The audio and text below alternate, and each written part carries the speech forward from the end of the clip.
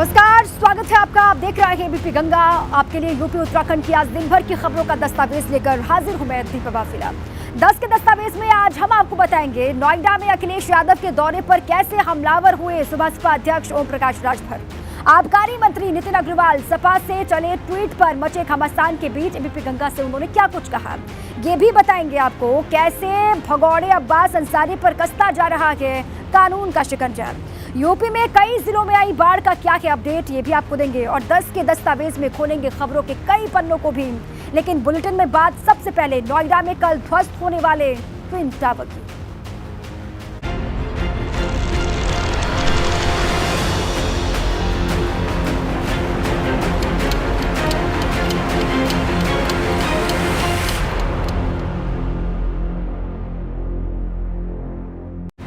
और देखिए, twin tower blast में महज कुछ ही घंटों का वक्त बाकी है। ट्विन टावर जाने वाली सभी सड़कों को प्रशासन ने बंद कर दिया है।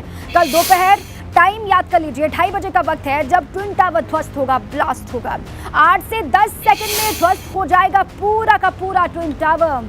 कुछ ही घंटों का वक्त बाकी रह गया है। उससे पहले जो तैयारियां वो सारी की सारी अपनी आखिरी फेज में है, अंतिम चरण में है।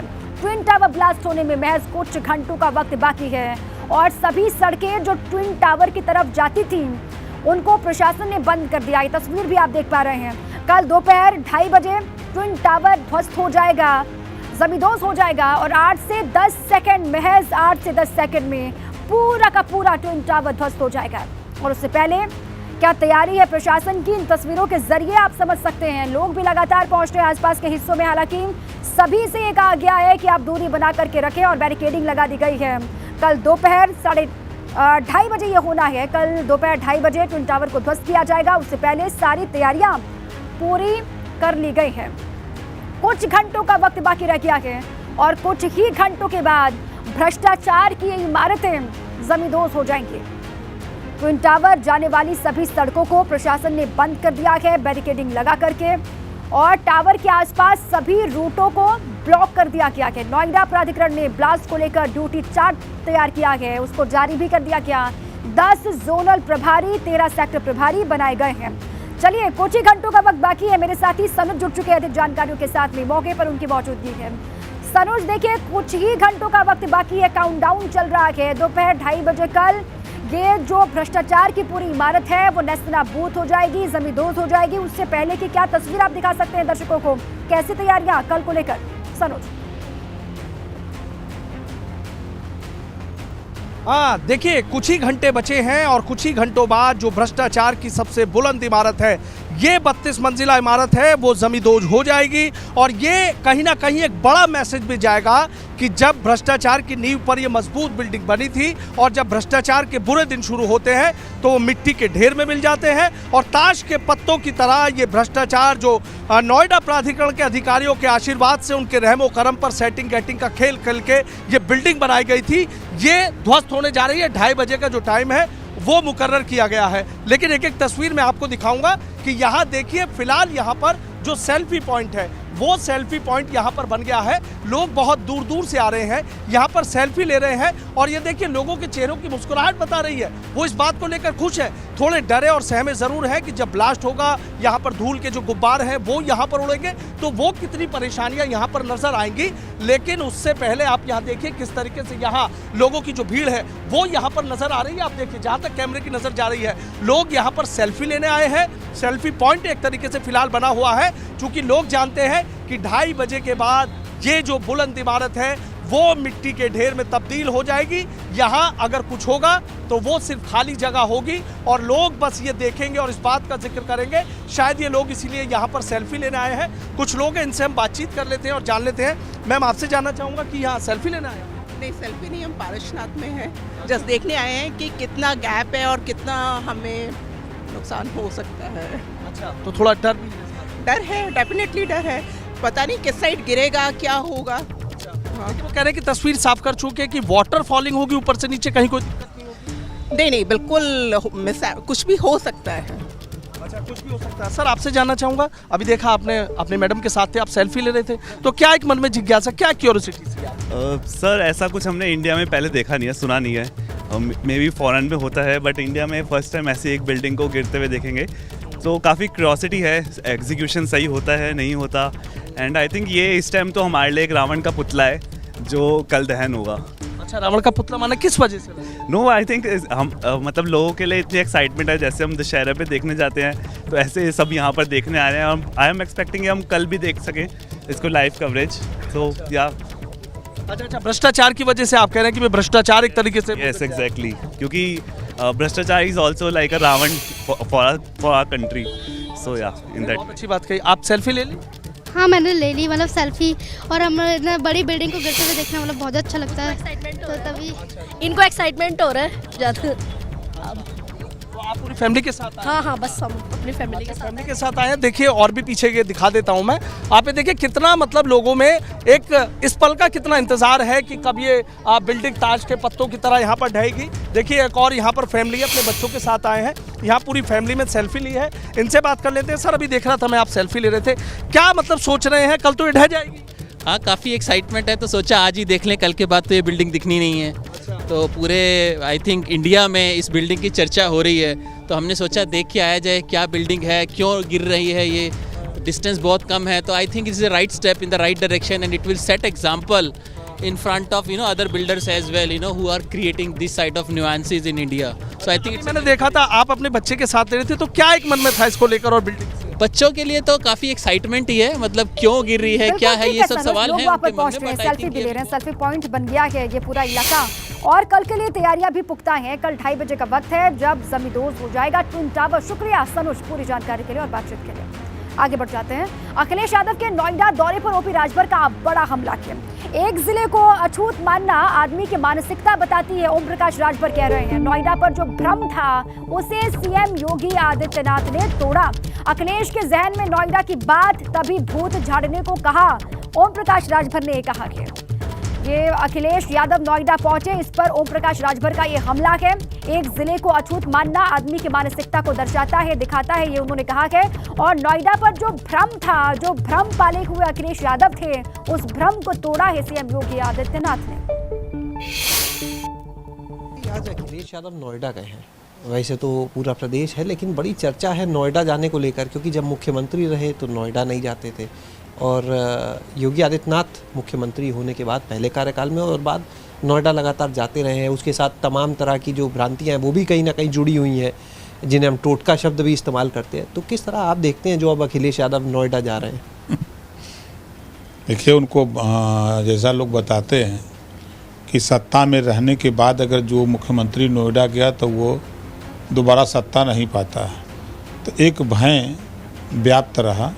उस भय को स्वाभाविक है कि जो ये भ्रांति थी उसको माननीय योगी आदित्यनाथ जी ने तोड़ा कि नहीं, हम वो गए और जो भ्रम था कि जाने के बाद मुख्यमंत्री दोबारा रिपीट नहीं होता है, आइए रिपीट करके भी दिखा दिए कि ये भ्रांति आप लोगों की गलत थी, ये धारणा गलत थी, उसको साबित कर दिया। तो जब प्रदेश एक है, देश एक है, तो आप एक जिले को अछूत मान लोगे और सबको और को सछूत मानोगे सत्ता में रहने के बाद। तो ये चीज़ें कहीं न कहीं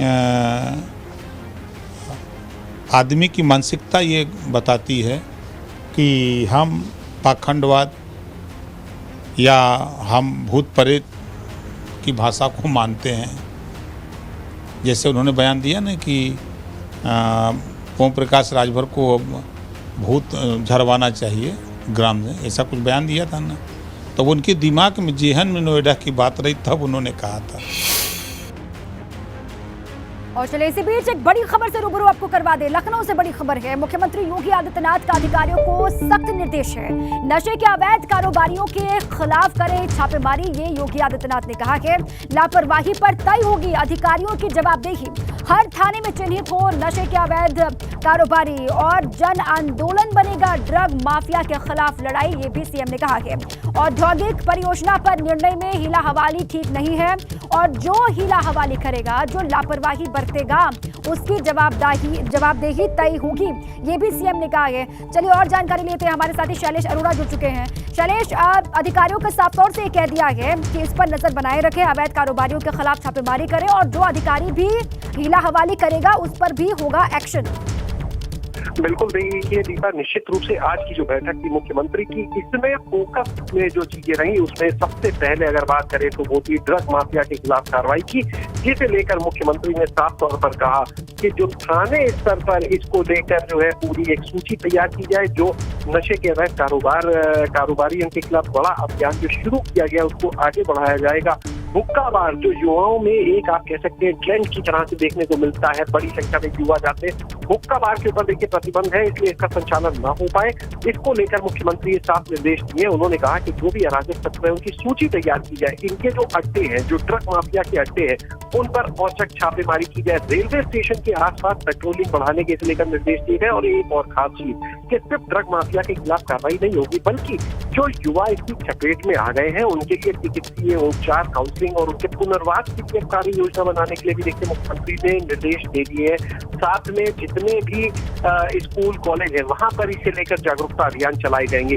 दूसरी एक बड़ी चीज मुख्यमंत्री ने जो आज की बैठक में देखिए कही वो ये कि जो फील्ड में तैनात अफसर है, अगर उन्हें लगता है कि वो जनहित में कोई काम करना है, असुविधा हो रही है, शासन स्तर से वो सहयोग नहीं मिल रहा जो उन्हें मिलना चाहिए, जिसकी उम्मीद करते हैं, तो वो सीधे मुख्यमंत्री कार्यालय को सूचित करें। मुख्यमंत्री ने यहाँ तक कहा कि वो खुद 24 घंटे 7 दिन उनकी समस्याओं को सुनने और समाधान करने के लिए उपलब्ध है। बिना संकोच जो अधिकारी है फील्ड के वो सीधे उनसे संपर्क कर सकते हैं। तो ये देखिए बड़ी बात है कि फील्ड के अधिकारी की जो पहुंच हो वो मुख्यमंत्री तक हो अगर जनहित के काम में कोई बाधा आ रही है। दूसरी एक चीज आज की जो बैठक में रही वो रही ग्लोबल इन्वेस्टर समिट को लेकर, जो अगले साल देखिए प्रस्तावित है और इसके लिए लक्ष्य रखा गया है 10 लाख करोड़ के निवेश का। तो देखिए ये जो ग्लोबल इन्वेस्टर समिट 2027 तक उत्तर प्रदेश को $1 ट्रिलियन इकोनॉमी बनाने का लक्ष्य इसको लेकर हुई और इसमें अलग अलग जो विभाग है उन सभी के बीच में कोऑर्डिनेशन के साथ आगे काम करने को लेकर देखिए चर्चा की गई। इसके बाद प्रदेश में एक देखिए अभियान इन दिनों चलाया जा रहा है जो अवैध टैक्सी स्टैंड है, बस स्टैंड है, उनके खिलाफ। तो उसको लेकर एक बार फिर से मुख्यमंत्री ने समीक्षा की और कहा कि अगर अभी भी कहीं पर ऐसे कोई स्टैंड है तो उनको तत्काल प्रभाव से बंद किया जाए। बॉर्डर एरिया की अगर बात करते हैं तो पीपीपी मोड पर अस्पताल, मॉल, मंडी इनके डेवलपमेंट के लिए कहा गया, क्योंकि आमतौर पर ये देखा जाता है कि विकास के काम ठीक है। नशे के सौदागरों, काले कारोबारियों के खिलाफ एक्शन होगा और सीएम बेहद सख्त है। इस बड़ी खबर से अंदाजा आपको हो गया होगा। शुक्रिया आपका शैलेश पूरी जानकारी के लिए। आगे बढ़ते हैं, कानपुर से खबर है। कानपुर में आबकारी मंत्री नितिन अग्रवाल ने व्यापारी सम्मेलन में शिरकत की और वहीं हमारे सहयोगी ने नितिन अग्रवाल से सपा से चल रहे उनके ट्वीट वॉर को लेकर बातचीत की। उन्होंने क्या कुछ कहा है ट्विटर वॉर को लेकर, सुनवाते हैं। आबकारी मंत्री नितिन अग्रवाल हमारे साथ हैं। आज वो कानपुर आए हुए हैं, उनसे बात करते हैं। आप लोगों का बड़ा ट्वीट वॉर चला समाजवादी पार्टी के खिलाफ, औरंगजेब तक बता दिया आपने, ऐसा क्यों किया? देखिए, मैंने एक जवाब दिया है जो व्यक्तिगत टिप्पणियां समाजवादी पार्टी के लोग मुझ पर कर रहे थे, और बल्कि मेरा ये मानना है कि राजनीति में इशू बेस्ड पॉलिटिक्स होनी चाहिए, इशू पे डिस्कशन होना चाहिए, इशू पे बात होनी चाहिए। लेकिन मैं देख रहा था जिस तरीके से वो कोई भी राजनीतिक टिप्पणी पे, व्यक्तिगत टिप्पणी करने पे आ रहे थे, तो मेरा भी जवाब देना स्वाभाविक था। अच्छा, आपको आपके ऊपर इस तरीके की टिप्पणी की गई, टिप्पणी पे टिप्पणियां हुई, कहा गया कि आप जिस विभाग के मंत्री हैं लगता है उसी का असर है, तभी इस तरीके की टिप्पणी आप कर रहे हैं। देखिए, ये इमेच्योरिटी दिखाता है कि कितने इमेच्योर पॉलिटिक्स समाजवादी पार्टी के लोग कर रहे हैं या उनका नेतृत्व कर रहा है, और शायद यही कारण है कि आज समाजवादी पार्टी का उत्तर प्रदेश की राजनीति से पतन हो गया है। आखिरी सवाल ये कि आज अखिलेश यादव नोएडा पहुंचे हुए हैं, ये सवाल उठ रहे हैं कि मुख्यमंत्री होते हुए वो कभी नोएडा नहीं गए, आप क्या टिप्पणी करें? देखिए, ये अखिलेश यादव जी को समझना चाहिए कि उत्तर प्रदेश की जनता ने उन्हें नकार दिया है पूरी तरीके से, और ये एक बार नहीं, पिछले 4 चुनाव में 14, 19, 17, 19 और 22 में उन्होंने देखा है। तो अब मेरे ख्याल से मुझे लगता है कि उत्तर प्रदेश की जनता का आज विश्वास योगी जी और मोदी जी के नेतृत्व में है। तो नितिन अग्रवाल अपनी बात को साफ तौर पे कहते हुए कानपुर में है, आबकारी मंत्री व्यापारी सम्मेलन में शामिल होने आए थे, साफ तौर पे कह रहे हैं कि अगर अखिलेश यादव नोएडा भी जा रहे हैं तो भी कोई फायदा नहीं है, क्योंकि भारतीय जनता पार्टी को इस बार 2024 के चुनाव में 80 की 80 पूरी सीटें मिलने जा रही हैं। कानपुर से कैमरामैन पंकज निगम के साथ रतीश त्रिवेदी, एबीपी जनता। और इधर आज नोएडा पहुंचे सपा अध्यक्ष अखिलेश यादव ने भाजपा सरकार पर बड़ा हमला बोला। अखिलेश यादव ने कहा कि भाजपा सरकार में ट्रांसफर पोस्टिंग का पूरा खेल हुआ है। आज देश में भ्रष्टाचार चरम पर है, मंत्रियों को ही नहीं पता कि ट्रांसफर पोस्टिंग कहां हो रहा है। न रोजगार मिल रहा है, न काम मिल रहा है और न कारोबार चल रहा है। जब से नोटबंदी की है पूरे का पूरा देश का कारोबार ठप करने का काम किया और कहते थे भ्रष्टाचार हो ही नहीं रहा है, लेकिन हिसाब किताब लगाओगे तो भ्रष्टाचार कितना हो रहा है कोई कल्पना नहीं कर सकता है। हमारे मुख्यमंत्री जी हैं, उन्हें पता ही नहीं मंत्री कौन बन गया, और अगर मंत्री बन भी गए तो मंत्रियों ने किसके ट्रांसफर कर दिए किसी को नहीं पता। अगर आपने पढ़ा होगा अखबारों में, बताओ ट्रांसफर पोस्टिंग में ऐसा खेल कभी नहीं हुआ जो इस बार हो रहा है इनकी सरकार में। इसलिए जहां इस सरकार की शुरुआत है, लोग अभी से शर्मिंदा होने लगे हैं। और आज अमेठी पहुंची सांसद स्मृति ईरानी ने गौतमपुर गांव में तैनात लेखपाल दीपक से बात की। दरअसल गौतमपुर गांव के एक युवक ने शिक्षक पिता की मौत के बाद पेंशन न मिलने को लेकर सांसद से शिकायत की थी, लेकिन फोन पर लेखपाल ने सीडीओ अंकुर और सांसद को नहीं पहचानने की बात कही। और अब स्मृति ईरानी ने उनसे बात की। तुमको जिले का सीडीओ नहीं पता कौन है? एक बार आपको बुलाइए, आप आओ ऑफिस आओ, ऑफिस आओ, विकास का बनाइए, हमको विकास का बनाइए। ये तो वही वैटिस का घर ही है, कहता मैं 220 किलोमीटर 30 आता हूँ, उसके बाद टोल खर्चा होता पता नहीं क्या क्या बताया। हमने कहा करिए मुझे जाने दीजिए, आप ना कब छोड़ रहे।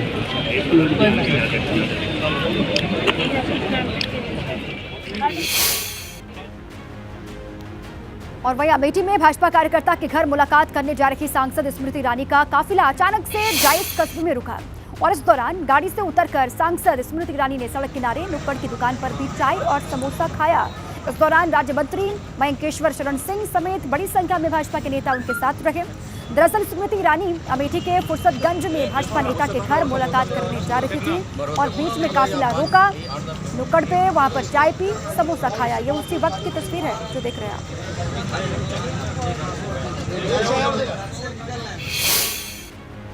यूपी में माफिया और अपराधियों पर योगी सरकार की कार्रवाई लगातार जारी है। 3 तस्वीरें आपकी टीवी स्क्रीन पर गाजीपुर, भदोही, सीतापुर की हम दिखा रहे हैं। गाजीपुर में अब्बास अंसारी के घर कुर्की का नोटिस चस्पा हुआ है, तो गाजीपुर भदोही में पूर्व विधायक विजय मिश्र की संपत्ति कुर्की गई है।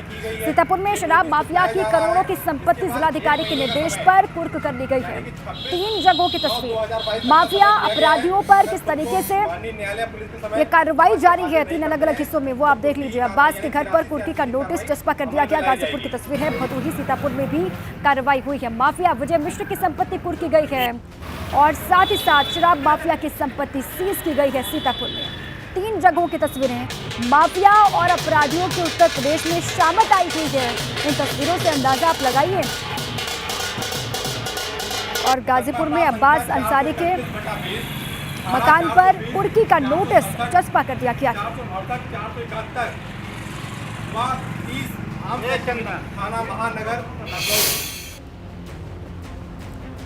बाहुबली मुख्तार अंसारी के बेटे और सपा से विधायक अब्बास अंसारी पर पुलिस का शिकंजा और कस दिया गया। एमपी एमएलए कोर्ट ने अब्बास को भगोड़ा घोषित कर दिया और इसके बाद लखनऊ पुलिस ने अब्बास के घर डुगडुगी बजाकर भगोड़ा घोषित किए जाने का नोटिस चस्पा कर दिया।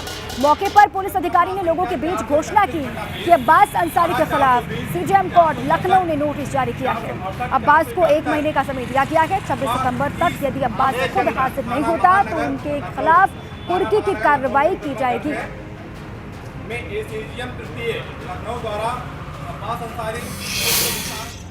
मुख्तार अंसारी और उनके परिवार के खिलाफ मुश्किलें कम होने का नाम नहीं ले रही हैं, बल्कि लगातार मुश्किलें बढ़ती जा रही हैं। अगर हम कुर्की की बात करें तो इसी मोहम्मदाबाद की धरती पर जो है अफसा अंसारी की पहले ही कुर्की की जा चुकी है। कुछ दिन पहले की बात करें तो गाजीपुर के सांसद अफजाल अंसारी के भी कुर्की किया जा चुका है। ईडी की कार्रवाई हो चुकी है। वहीं आज महानगर पुलिस के द्वारा अब्बास अंसारी के पुश्तैनी आवास पर 82 के तहत कार्रवाई की गई और नोटिस चस्पा किया गया है। और इस नोटिस के माध्यम से यहाँ के लोगों को आगाह किया गया है कि यदि 1 महीने के अंदर अब्बास अंसारी कोर्ट में पेश नहीं होंगे तो उनके खिलाफ भी कुर्की की कार्रवाई की जाएगी। अनिल कुमार, एबीपी गंगा, गाजीपुर। और इधर इस पूरे मामले में अब्बास अंसारी के चचेरे भाई और मोहम्मदाबाद विधायक शोएब उर्फ मन्नू अंसारी का कहना है कि हम लोग कोर्ट का सम्मान करते हैं, कोर्ट जैसा आदेश देगा उसे फॉलो करेंगे। जी, अभी यहीं आने पे गाजीपुर, क्योंकि हम क्षेत्र में थे, अभी आए हैं तो आपके माध्यम से पता चला है कि न्यायालय की कोई नोटिस ले आके चस्पा की गई। हम लोग भारत की न्यायपालिका को विश्वास रखते हैं, भरोसा करते हैं, सारी चीज़ें न्यायालय पे होगा, जो न्यायालय फैसला करेगा हम उसका स्वागत करेंगे।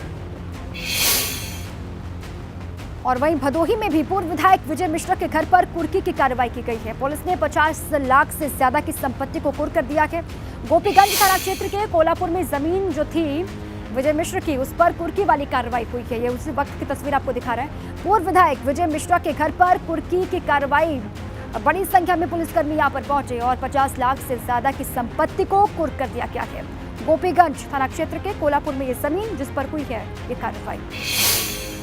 भदोही पुलिस द्वारा प्रेषित आख्या के आधार पर डीएम भदोही द्वारा कुख्यात और पेशेवर माफिया विजय मिश्रा के परिजन और उसकी गैंग के सदस्यों के ज़मीन लगभग जिसकी सर्किल रेट के अनुसार जिसकी कीमत लगभग 2 करोड़ 50 लाख के आसपास है, उसको डीएम भदोही के आदेश से आज कुर्क किया गया है।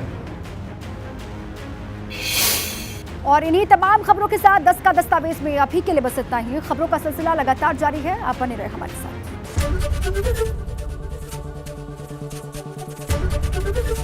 एबीपी गंगा, खबर आपकी, जुबान आपकी।